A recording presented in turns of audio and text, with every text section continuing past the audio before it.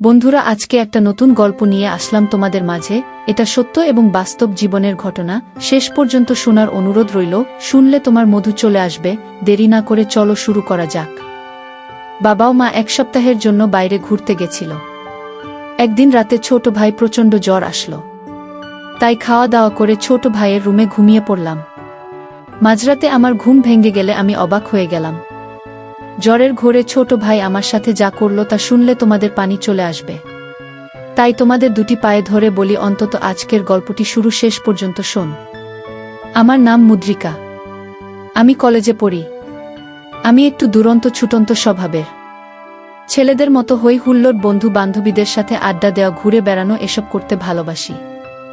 আর বেশিরভাগ সময়ের সঙ্গী হয় আমার ভাই রুদ্র। আমাদের ফ্যামিলিতে আমরা চারজন, মা, বাবা, আমি আর ভাই।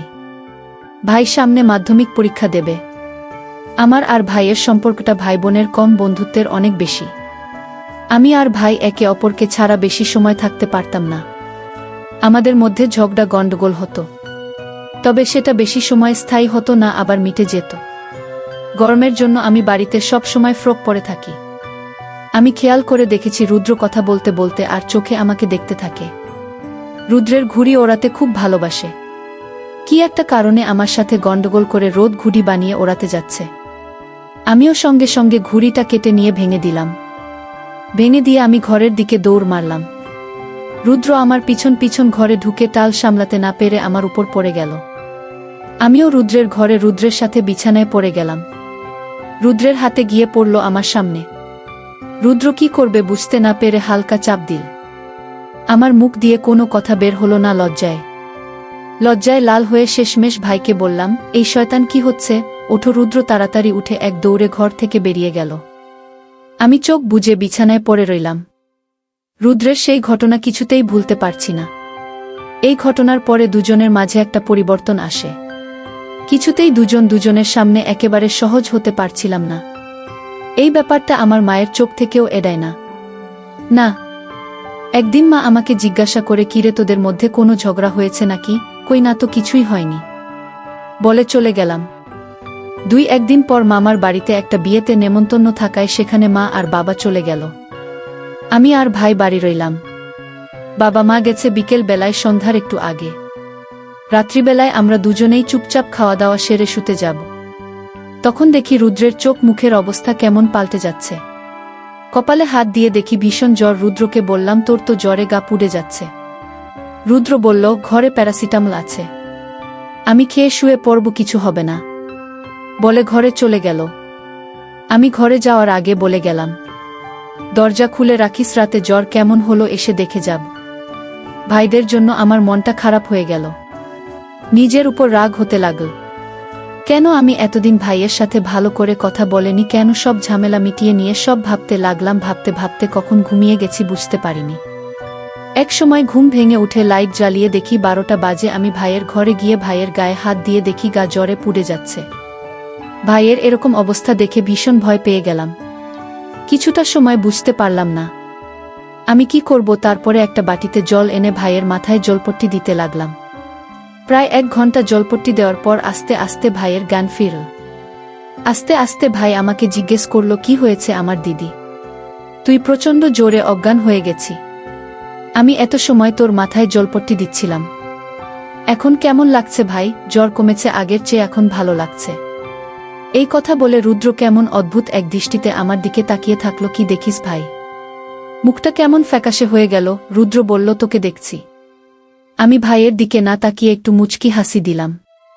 কিছুক্ষণ দুজনেই চুপচাপ থাকার পর রুদ্র বলতে লাগল, দেখ দিদি, আমি জানিস সেদিনকার ব্যাপারে তুই আমার উপর রেগে আছিস। ওটা একটা মিস্টেক ছিল। আমি চাই তুই আবার আমার সাথে আগের মতো হাসি ঠাট্টা করে কথা বল। কি হলো দিদি, কিছু তো বল। আমি চোখ তুলে তাকিয়ে দেখি ওদের চোখে জল। রুদ্র চোখের জল দেখে আমার বুকের ভেতরটা মুচড়ে গেল। এই ভাই, তুই কাঁদছিস কেন? পাগল, তুমি কাঁদলে আমার ভাল লাগে। রুদ্র জ্বর ও কান্নার জন্য কথা বারবার আটকে যাচ্ছিল। তবুও ফুপিয়ে ফুপিয়ে অনেক কষ্টে বলল, তুমি জানো দিদি, একটা দিন আমার কেমন কষ্টে কেটেছে। তোমার সাথে আর কিছুদিন কথা না বলতে পারলে আমি দম বন্ধ হয়ে মারা যেতাম। আমার চোখেও জল টলমল করছে। ভাই, এমন কথা আর কখনো মুখে আনবে না। তুমি ছাড়া আমি কিভাবে থাকবো বলো? এই কথা বলতে বলতে আমার চোখ দিয়ে জল গড়িয়ে পড়তে লাগল। আমার লক্ষ্মী ভাই বলে রুদ্রকে ধরলাম, কিন্তু আজকে একটু অন্যরকম মনে হচ্ছে। দুজনের এক অন্যরকম ভালো লাগার অনুভূতি, নিজেকে আর ধরে রাখতে পারছি না। হঠাৎ রুদ্র বলে উঠল, অনেক রাত হয়েছে, দিস হয়ে পর এবার, আর রাত জাগি না। প্রথমে আমি কি করব বুঝে উঠতে পারলাম না। তারপর বললাম, ঠিক আছে, আমি তোর ঘরে তোর সাথে শুয়ে পড়ছি, রাতে যদি আবার কোনো অসুবিধা হয়। না দিদি, কোনো অসুবিধা হবে না, তুমি তোমার ঘরে যে শুয়ে পড়ো। আমি একটু রাগ করে বললাম, খুব বড় হয়ে গিয়েছিস তাই না, যেটা বলছি সেটা শোন। রুদ্র আর কিছু না বলে অন্যদিকে মুখ ঘুরিয়ে শুয়ে পড়ল। আমিও রুদ্রের পাশে শুয়ে পড়লাম। আমি শুনেছিলাম, কিন্তু আমার ঘুম আসছিল না। আমি ভাইয়ের কথাগুলো ভাবছিলাম। ভাবতে ভাবতে চোখ দুইটা লেগে এসেছিল। আমার গরমে ঘুম ভেঙে গেল। আমি কিছু বলছি না দেখে ভাইয়ের সাহস আরও বেড়ে গেল। আমি আর কিছু বলতে পারলাম না। ভাইয়ের আচরণ সেই শুরু থেকেই কেমন লাগছিল। মনে হচ্ছিল আমার চির পরিচিত, তাই না? হয়তো জ্বরের ঘোরে এমনটা করছে। ব্যাপারটা আমি বুঝতে পারছি। আমি ভাইয়ের সাথে আর কিছুই করতে চাই না, কিন্তু এই অবস্থায় ভাইকে আটকানো আমার পক্ষে সম্ভব হবে না। সকালবেলা আমার ঘুম ভাঙল। রুদ্রর উপর রাগ করব না কি করব বুঝে উঠতে পারলাম না। রাগ, আনন্দ, অভিমান, ভালোবাসা সবকিছু মিলিয়ে এক অদ্ভুত রকমের অনুভূতি হতে লাগল। এরপর প্রায় এক সপ্তাহ কেটে গেছে। আমি বুঝতে পারি রুদ্র আমাকে মনে মনে ভাবতে শুরু করেছে। আমারও কেমন যেন একটা ভাল্লাগার অনুভূতি তৈরি হয়েছে রুদ্রের উপর। আরও কিছুদিন পর হঠাৎ করে একদিন রুদ্র আমাকে এসে বলল, দিদি, আমি তোমাকে ভালোবাসি, তোমাকে ছাড়া আমি থাকতে পারছি না। সেদিন জন্য আমি দুঃখিত দিদি, জ্বরের ঘোরে অনেক বড় ভুল করে ফেলেছি। ভাইয়ের দিকে তাকিয়ে আমারও ভীষণ মায়া লাগছিল। ভাই আমার দিকে তাকিয়ে বলল, আমি তোমাকে ভালোবাসি দিদি, তোমাকে আমার প্রেমিকা রূপে পেতে চাই। তুমি আমার দেখা সবচেয়ে সেরা সুন্দরী, তোমার জন্য আমি সব কিছু করতে পারি। ভাইয়ের কাছ থেকে হঠাৎ করে এতগুলো কথা শুনি। আমি কি বলব বুঝে উঠতে পারলাম না। পরিস্থিতি একটু সামলে নিয়ে বললাম, আচ্ছা ঠিক আছে, দেখা যাবে। এখন বাবার বাইকটা বের করে আমাকে একটু কোচিং এ দিয়ে আয়। ভাই আমার দিকে তাকিয়ে বাইক বের করতে চলে গেল। এর আগে বহুবার রুদ্র বাইকে করে কোচিংয়ে দিয়েছে, কিন্তু কেন জানি না আজ অনেক এক্সাইটমেন্ট ফিল হচ্ছে। কোচিংয়ে পৌঁছে দেখি কোচিং শুরু হয়ে গেছে। আমি রুদ্রের দিকে তাকিয়ে একটু হেসে দৌড়াতে দৌড়াতে কোচিংয়ে ঢুকে গেলাম। কোচিং থেকে বাড়ি ফিরে দেখি আমার বাচ্চা ঘরে মা ঢুকছে। আমি আর কোনো উপায় না পেয়ে ভাইয়ের বাচ্চা ঘরে ঢুকলাম। স্নান সেরে ঘরে আছে। আর কিছুক্ষণ পরে মনে পড়ল রুদ্রের বাচ্চার ঘরে একটা জামা রেখে এসেছি। আমি এক দৌড় দিয়ে রুদ্রের বাচ্চা ঘরে ঢুকে গেলাম। আমি কাপড়গুলো নিয়ে যাব, তখন রুদ্রের চোখে চোখ পড়ল। রুদ্র বাচ্চা ঘরের বাইরে দাঁড়িয়ে আছে। আমি লজ্জায় লাল হয়ে গেলাম। ফাজিলে একটা বলেই আমি দৌড় দিলাম। এমন সময় মা চেঁচিয়ে উঠে বলল, কি হয়েছে রুদ্র, এমন ষাঁড়ের মতো চেঁচিয়ে উঠল কেন? তোমার ছেলের তো কোনো কাজ নেই, সব সময় আমার সাথে ঝগড়া করে। তোরা দুটিতে মিলে কি যে করিস আমি বুঝি না। আবার দুজন এক সেকেন্ডও আলাদা থাকতে পারিস না। পরদিন দিদিমার শরীর খারাপ হওয়াতে মা বাবা দুজনেই দেখতে গেল। সন্ধেবেলায় আমিও রুদ্র দুজনে বসে টিভি দেখছিলাম। হঠাৎ রুদ্র বলে উঠল, দিদি একটু চা করো না, চা খাবো। আচ্ছা ঠিক আছে, টিভি দেখ, আমি চা করে আনছি। কিছুক্ষণ পরে দুই হাতে দুইটা চায়ের কাপ নিয়ে ফিরে আসলাম। রুদ্র কাপ নিয়ে মুচকি হেসে আমার দিকে তাকিয়ে বলল, মিষ্টি হয়নি দিদি, চিনি এনে দিচ্ছি। লাগবে না দিদি তোর, তাদের। রুদ্র আমার কাপটা নিয়ে চুমুক দিল। এবার ঠিক আছে। এবার কিভাবে ঠিক হলো? রুদ্র আমার দিকে দেখিয়ে বলল, মিষ্টি এখান থেকে এসেছে। ভাই মেয়ে পটাতে তো খুব শিখেছিস। সামনে টিভি চলছে, কিন্তু টিভিতে দুজনের কারোরই মন নেই।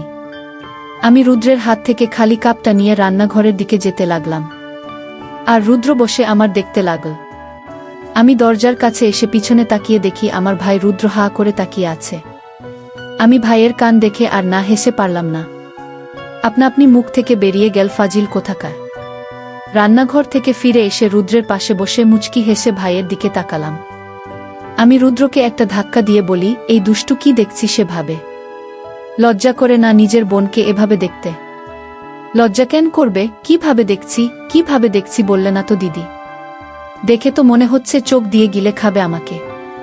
আমি মনে মনে বললাম, তুই কবে আমার মুখের দিকে দেখলি ভাই? সারাক্ষণ আমার সামনের দিকে নজর। কি এত ভাবছ দিদি? কিছু না ভাবছি, তুই একটা আস্ত ফাজিল। কোথায় ফাজলামি করলাম আমি? তুই কি ভাবিস আমি কিছু বুঝতে পারি না, তাই না? তুমি বুঝতে পারো দিদি। অবশ্যই পারি। রুদ্র এবার আমার সামনের দিকে তাকিয়ে বলতো আমি এখন কি ভাবছি? আমি রুদ্রের একটা কান টেনে ধরে বলি, শয়তান, কান টেনে ছিঁড়ে দেব। দিদি লাগছে তো লাগুক। পরের দিন সকাল থেকে আকাশ তুমি যে কোনো সময় বৃষ্টি নামবে। রুদ্র টিউশনে গিয়েছিল, এখনো বাড়ি আসেনি। অন্য দিন এত সময় বাড়িতে চলে আসে। আমার একটু টেনশন হচ্ছিল, বৃষ্টিতে ভিজে যায় যদি। আমি রুদ্রের কাছে ফোন করলাম, কিরে রুদ্র কোথায় তুই? মেঘ করেছে, বৃষ্টি নামবে, তাড়াতাড়ি বাসায়। তার থেকেও অনেক বেশি মেঘ করেছে দিদি আমার মনে। আমি একটু হেসে বললাম, আর কাব্য করতে হবে না, তাড়াতাড়ি বাসায়। আসছি দিদি। তোমার আদেশ কি আমি অমান্য করতে পারি? সকাল 10টা নাগাদ আকাশ ভেঙে ঝমঝম করে বৃষ্টি নামল। এর মধ্যে রুদ্র বাড়ি ফিরেছে। আমি ব্যালকনিতে দাঁড়িয়ে বৃষ্টি দেখছিলাম। আমার পেছনে এসে রুদ্র চুপচাপ দাঁড়িয়ে আছে। কিছুক্ষণ পর রুদ্র আমাকে বলল, চলো না দিদি, আজকে আমরা বৃষ্টিতে ভিজি। রুদ্রের গলা এমন একটা আমন্ত্রণ ছিল যেটা শুনে আমি না করতে পারলাম না। শুধু বললাম, চল ভাই, আমার ভিজতে ইচ্ছে করছে। দুই ভাই বোন হাত ধরে ছাদে চলে গেলাম। ছাদে গিয়ে দু হাত দুদিকে মেলে চোখ বন্ধ করে আকাশের দিকে তাকালাম। হঠাৎ শুনতে পেলাম রুদ্র গান গাইছে, একগুচ্ছ গোলাপ হাতে। বিজেপি তাই তোমার সাথে। চোখ মেলে তাকিয়ে দেখি রুদ্র সত্যি সত্যি একগুচ্ছ গোলাপ হাতে করে হাঁটু গেড়ে আমার সামনে বসে গান গাইছে। আমি জীবনে এতটা খুশি ও এতটা অবাক কখনো হয়নি। খুশিতে চোখে জল চলে আসলো আমার আনন্দ অস্ত্র বৃষ্টির সাথে মিলেমিশে একাকার হয়ে গেল। হাত বাড়িয়ে রুদ্র এর কাছ থেকে গোলাপের গুচ্ছটা নিলাম। রুদ্র উঠে দাঁড়াল। এই বৃষ্টি যেন আজ আমার রূপ রুদ্রের চোখে আরও বহু গুণ বাড়িয়ে দিয়েছে। আমি বললাম, বৃষ্টিতে ভিজে আছিস, ঠান্ডা লেগে যাবে তো, রুমে চল, স্নান করে ফ্রেশ হয়নি। দুই ভাই বোন রুমে আসলাম। দুজন দুই বাচ্চা ঘরে ঢুকলাম ফ্রেশ হওয়ার জন্য। আমার মনে আজ কোনো দুঃখ নেই। আমি সব সময় চাইতাম রুদ্র কেবল যে আমার ভেতরটা না, বরং মনটাকে বেশি প্রযুক্তিতে। আজ পূরণ হয়েছে মনের আশা। পরের দিন মা ফোন করে জানাল তারা বাড়িতে আসছে। বাবা মায়ের কথা শুনে আমাদের দুই ভাই বোনের মন খারাপ হয়ে গেল। আমি আর রুদ্র প্ল্যান করলাম, যেভাবেই হোক আমরা ঘুরতে যাব। বাবা মায়ের সাথে রাতে খেতে বসে বললাম, তোমরা তো অনেক ঘুরলে, এবার আমার ঘুরতে যাব। রুদ্র আমার সাথে দিল কি কারণে জানি না, তবে বাবার মনটা আজ খুব ভালো ছিল। মা জিজ্ঞাসা করুন কোথায় যাবি? আমরা দুজনেই বললাম, দার্জিলিংয়ে যাব। ঠিক হলো, আমার সবাই প্রথমে দার্জিলিংয়ে যাব, সেখান থেকে অন্য জায়গা। রুদ্র বলল, দেখলি তো দিদি, আমরা কত লাকি, 3 দিনের মধ্যে আমাদের ঘোরার প্ল্যান হয়ে গেল। ভ্রমণের জন্য হালকা কেনাকাটা গোছগাছ শুরু করলাম আমরা। বাবা মার জন্য আর অন্যটা ওদের জন্য একটা লাগেজ, আর রুদ্র আমার একটা লাগেজ। মা চলে যেতেই রুদ্রকে ঠেলে দূরে সরিয়ে বললাম, যা তো এখন আমাকে ঠিকঠাক গোছাতে। ভ্রমণের সব প্রস্তুতি শেষ। বাবা হোটেলের 2টা রুম বুক করে রেখেছে। বলা হয়নি আমরা যাব বাসে করে। রাত 10:30টার বাস। আমরা 9:30টার মধ্যে বাস স্ট্যান্ডে চলে আসলাম। রুদ্র একটা জিন্সের সাথে কালো টি শার্ট পরেছে। ওকে সত্যি অনেক হ্যান্ডসাম লাগছে। আর আমার পরনের কুর্তি ও জিন্সের প্যান্ট, মুখে সামান্য মেকআপ। 10টা বাজতেই বাসে উঠে পড়লাম আমরা। আমাদের সিটটা মোটামুটি মাঝ বরাবর পড়েছে। সামনের সিট 2টা আমি আর রুদ্র বসে, আর তার পিছনের সিটে বাবা মা। দুই ভাই বোন একজন ঝগড়া করে নিলাম জানলার পাশে বসে নিয়ে। যা আমারই হলো, কিছুক্ষণ গজগজ করে রুদ্র বসে পড়ল। একেবারে কাটায় কাটায় 10:30টায় বাস ছাড়ল। রাত বাড়ছে, 1000 বছরের পুরনো রাত। রাত বাড়ার সাথে সাথে একে একে নিভে আসছে বাসের ভিতরকার লাইটগুলো। জোরালো থেকে ফিসফিসে পর্যায়ে এসে এখন প্রায় থেমে এসেছে ভেতরকার মানুষজনের কথাবার্তা। আর 7 মাস বাইরে হঠাৎ গুড়ি গুড়ি বৃষ্টি নেমেছে। ব্যাগের ভিতর পাতলা চাদর রাখা ছিল। ঠান্ডা লাগতে ব্যাগ থেকে চাদরটা বের করে নিয়ে অর্ধেকটা নিজের গায়ে জড়িয়ে বাকিটা ভাইয়ের উপর দিলাম। আমি ভেবেছিল রুদ্র বধূ ঘুমিয়ে গেছে, কিন্তু চাদর দিতেও আমাকে বলল, কি হয়েছে? বললাম, দেখছিস না কেমন ঠান্ডা পড়েছে। ভাই চাদরের নিচে এক হাতে জড়িয়ে ধরে আমাকে। আমিও মাথা এলিয়ে দিই ভাইয়ের কাঁধে। আমি চুপচাপ ভাইয়ের কাঁধে মাথা রেখে ভাবতে থাকি জীবন নিয়ে। আচ্ছা, কি ঘটবে আমাদের জীবনে? আমি খুব ভালো করে জানি যে আমার সবই কেবল রুদ্রের জন্য। রুদ্র ছাড়া অন্য কারো কথা কল্পনাতেও আনতে পারি না। কি পরিণতি হবে এই সম্পর্কে? আর একটু বয়স বাড়লেই তো বাবা মা উঠে পড়ে লাগবে আমার বিয়ে নিয়ে। কিন্তু আমি কি পারবো তাদের সাথে অন্য কাউকে জড়াতে? রুদ্র ছাড়া অন্য কেউ আমাকে ভাবতেই কেমন কেমন লাগছে। আমরা দুজন ছাড়া সবাই গভীর ঘুমে রুদ্রের অদ্ভুত আচরণের শব্দ করে উঠলাম। হঠাৎ বাসের চাকা একটা গর্তে গিয়ে পড়ে, আমরা প্রস্তুত ছিলাম না এটার জন্য। অজান্তেই আওয়াজ বেরিয়ে আসে আমার মুখ থেকে। পিছন থেকে মা আস্তে করে বলল, কি রোদ্রিকা, কি হলো? মায়ের আওয়াজ শুনে একদম চমকে গেলাম। তার মানে মা জেগে আছে। তাড়াতাড়ি করে উত্তর দেয়, কিছু না মা।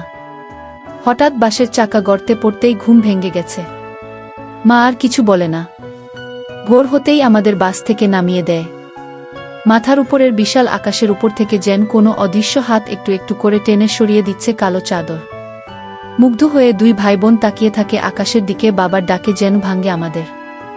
বাবা মায়ের সাথে এগিয়ে যায় একটা টং দোকানের দিকে, যা তেষ্টা মেটাতে। চায়ে চুমুক দিতে দিতে পুরো আলো ফুটে যায়। আমি ভাবতে থাকি যে প্রথমেই আগে রিসর্টে গিয়ে ফ্রেশ হতে হবে, যা শেষ করে বাবা একটা গাড়ি ঠিক করল। বাবা মার সামনে বসতো আর আমি ভাই পিছনে বসলাম। রাতের গুড়ি গুড়ি বৃষ্টিতে ভিজে আছে চড়া মিশকালো পিচ ঢালা রাস্তা। এখন বৃষ্টি বা ঝড়ো আকাশ কেমন গুমোট হয়ে আছে। রাস্তার দুধারে নাম না জানা নানান রকমের গাছ। বৃষ্টিতে ধুয়ে একেবারে সবুজ হয়ে আছে পাতাগুলো। কিছু কিছু গাছে ফুটে নাম না জানা নানান রকমের ফুল। অবাক চোখে যেন সমস্ত প্রাকৃতিক সৌন্দর্য গিলতে থাকি। আমরা দুজনেই আর একটু সামনে গিয়ে চা বাগান দেখে উচ্ছ্বসিত হয়ে উঠি। আমরা দেখি সূর্যিমামা কেবল উঠি উঠি করছে। সেই সময় একদল কামিং মেয়ে মাথায় ঝুড়ি বেঁধে চলছে চা বাগানের দিকে।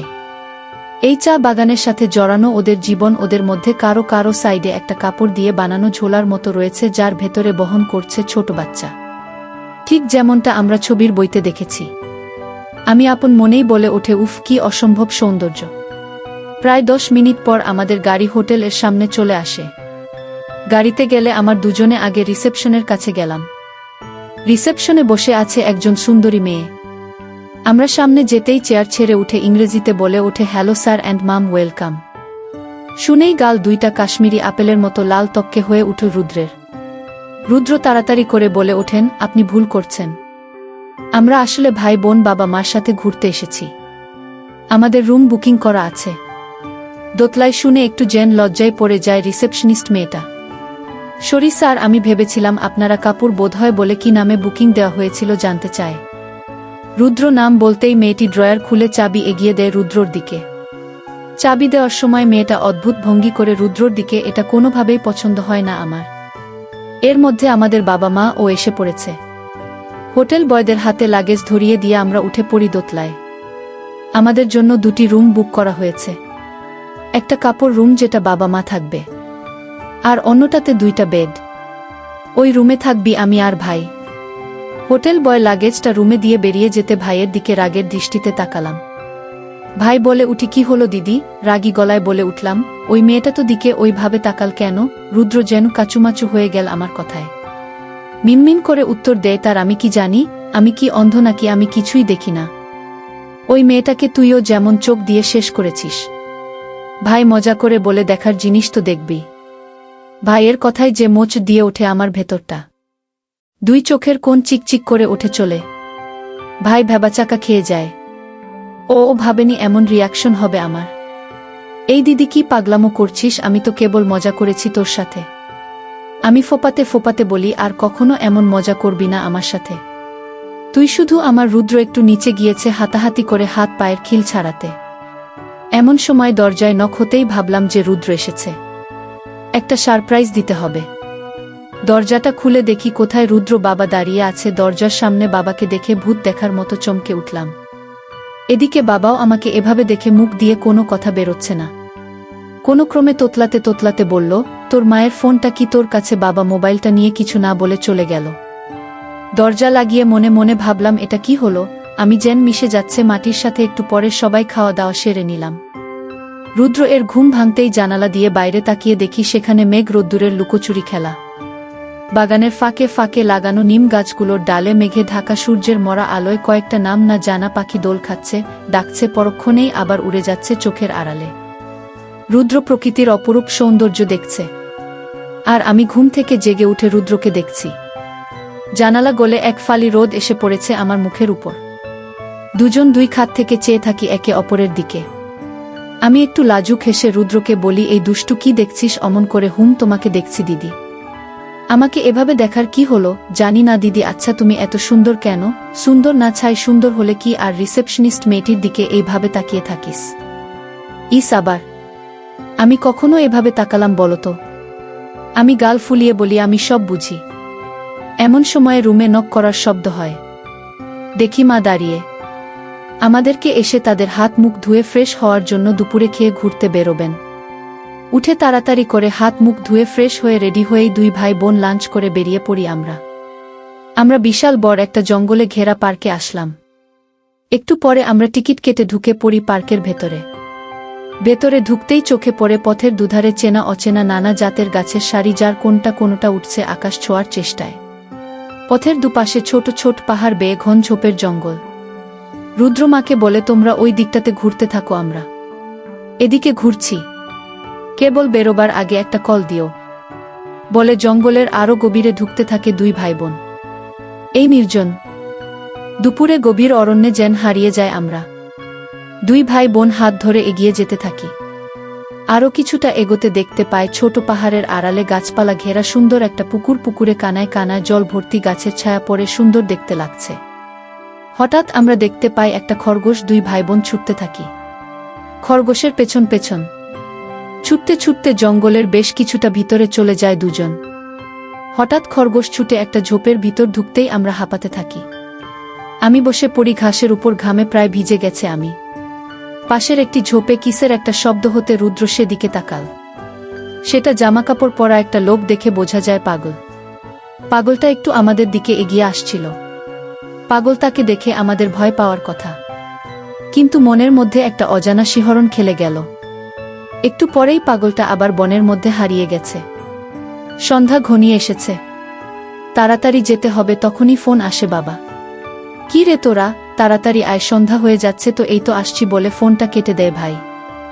গোধূলি আলোতে দুই ভাই বোন এগিয়ে যেতে থাকে মেন গেটের দিকে। আমরা ঠিক কতটা ভেতরে ঢুকেছিলাম জঙ্গলের বুঝতে পেরেছি। ফেরার সময় ক্লান্ত হয়ে আমার পা দুইটা যেন আর চলছিল না। এদিকে বাবা মা ও ফোন দিয়ে তারা দিচ্ছে বারবার। অজানা অচেনা পাখির সারাদিনের ভ্রমণ শেষে নীরে ফেরার বড় বড় গাছের ছায়ায় আছে সন্ধ্যা, যে নিস্তব্ধতা বাড়িয়ে দিয়েছে। আরও হোটেলে ফিরে রুদ্র বলে ওঠে, এক কাপ চা বা কফি হলে বেশ হয় না? আমার ঘুম পাচ্ছে খুব। আজকের বিকালটা সারা জীবনের সবচেয়ে মেমোরেবল একটা বিকেল হয়ে থাকবে। সত্যি প্রকৃতির মাঝে আদিমতায় মেতে ওঠার মজা আসলেই অন্যরকম। আমরা দুই ভাই বোন মা বাবার সাথে হোটেলের রুমে চলে আসলাম। রুমে এসে ফ্রেশ হয়ে ক্লান্তিতে বিছানায় শুয়ে ঘুমিয়ে পড়লাম। পরদিন সকালে আমি ঘুম থেকে উঠে স্নান করে ফ্রেশ হয়ে রুদ্রকে ডাকলাম, আর কতক্ষণ ঘুমাবে? ফ্রেশ হয়ে উঠে ব্রেকফাস্ট করবি। আমি রুমে ব্রেকফাস্ট নিয়ে যেতে বলেছিলাম, তাই রুমে দিয়ে গেছে, নিচে যেতে হবে না। তোর কার্যত উঠে ফ্রেশ হয়নি। ঠিক এই সময় দরজায় কড়া নাড়ার আওয়াজ হলো। রুদ্র আমার থেকে দূরে ছিটকে গেল। বাইরে থেকে বাবার গলার আওয়াজ শুনতে পেলাম। দরজা খুলতেই বাবার চোখ গেল প্রথমে আমার সামনের দিকে। আমি বললাম, কিছু বলবে বাবা? আমার কথায় বাবার হুঁশ ফিরল। আমি আর তোর মা বেরোচ্ছে একটু, তোরা কি যাবি? না বাবা, তোমরা যাও, আমরা যাব না। আমরা এখনো ব্রেকফাস্ট করিনি। বাবা চলে যেতেই আমি বিছানায় চিত হয়ে শুয়ে পড়লাম। শুয়ে শুয়ে ভাবতে লাগলাম, বাবা আমার দিকে যেভাবে তাকিয়েছিল আমার কেমন যেন অদ্ভুত লাগল। তারপর নিজেকে পরিমনির মতো করে সাজিয়ে বের হলাম নিজের রুমের দিকে। আমি জানি আমাকে এখন কোনো বাইরের মানুষ দেখলে সে নিজেকে কোনোভাবেই সামলাতে পারবে না। ক্ষুধার্ত সিংহ যেমন শিকারের উপর ঝাঁপিয়ে পড়ে, ঠিক তেমন ভাবে আমার উপর ঝাঁপিয়ে পড়বে। আমি দরজার সামনে এসে নক করলাম। রুদ্র এসে দরজা খুলে আমাকে দেখে বাকরুদ্ধ হয়ে গেল। চোখের পলক পড়ছে না।